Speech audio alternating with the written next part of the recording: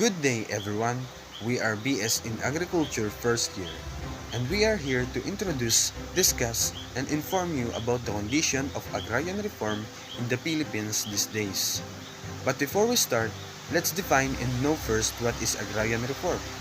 Agrarian reform is a concept that includes not only on land redistribution but also includes other measures to improve lives of farmers and rural communities. It helps our farmer and country to develop and improve the sector of our lives and agriculture. Way back then, the only purpose of lands are only for their own needs, that is managed by the Tus and others.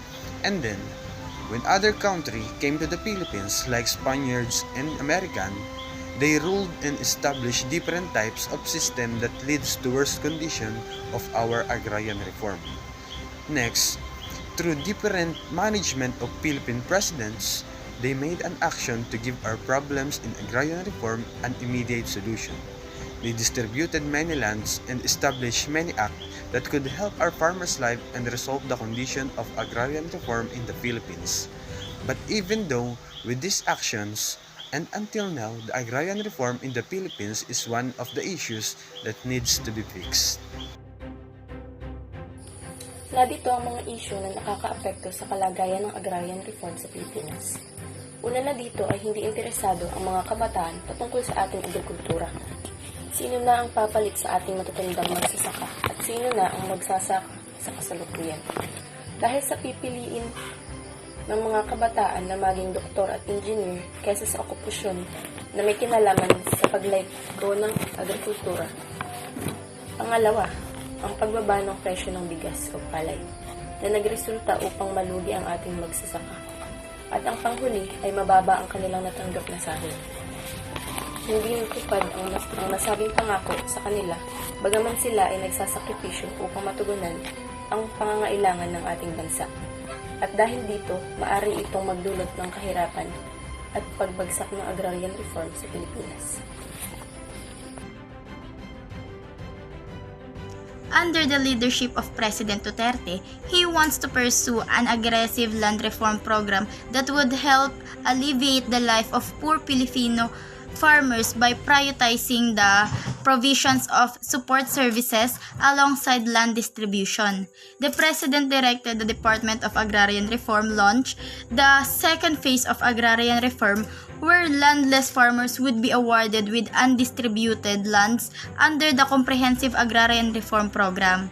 Duterte plans to place almost all public lands including military reserves under agrarian reform. The President also placed 400 hectares of agricultural lands in Boracay under CARP. Under his administration, the Department of Agrarian Reform created an anti-corruption task force to investigate and handle reports on alleged anomalous activities by officials and employees of the department. The department also pursues an Upland Zero backlog in the resolution of cases in relation to agrarian justice delivery of the Agrarian Reform Program to fast-track the implementation of CARP. Agrarian Reform sa pamumuno ni Bongbong Marcos Jr. President Ferdinand Bongbong Marcos Jr. has vowed to continue the implementation of the Agrarian Reform Program during his term as he delivered his first State of the Nation address SONA on Monday, July 25. Agrarian reform is not only about acquisition but also about support services and distribution, Marcos Jr. said.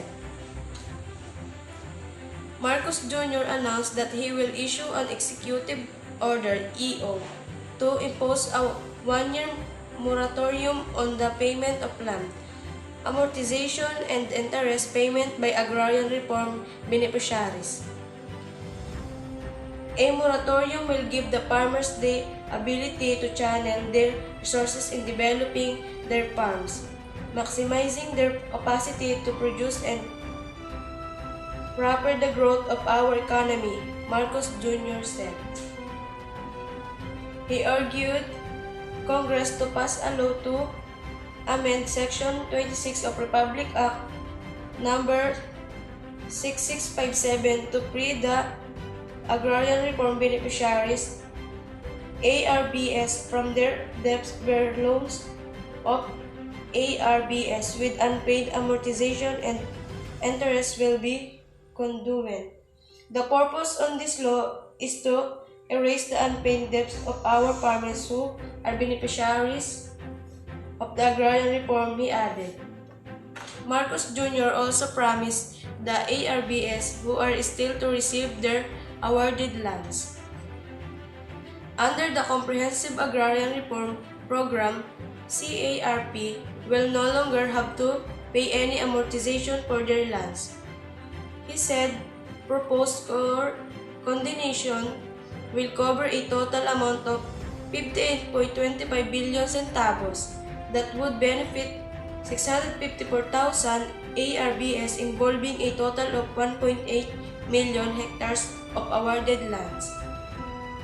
On Executive Order Number 75 Series of 2019, where all government agencies, bureaus, departments, and instrumentalities are required to turn over agricultural lands to qualified ARBS, Marcos Jr. said that at present there are a total of 52 hectares of the government which can be distributed in accordance with Section 14 RA 6657 as amended. He said that priorities for distribution will be landless war veterans, landless surviving spouses, or orphan of war veterans, landless retirees of the Armed Forces of the Philippines and the Philippine National Police. Agricultural lands acquired under this program will be given to graduates of college degrees in agriculture who are landless, Marcos Jr. said. He added that the country needs a new breed of farmers equipped with modern agricultural technology that is able to engage in sustained scientific farming to increase farm yields, and we are resilient in the face of climate change. Following the People Power Revolution in 1986, the Comprehensive Agrarian Reform Law was passed with much expectation for change and democracy. For the past and present administration, this program focused on poverty reduction and development.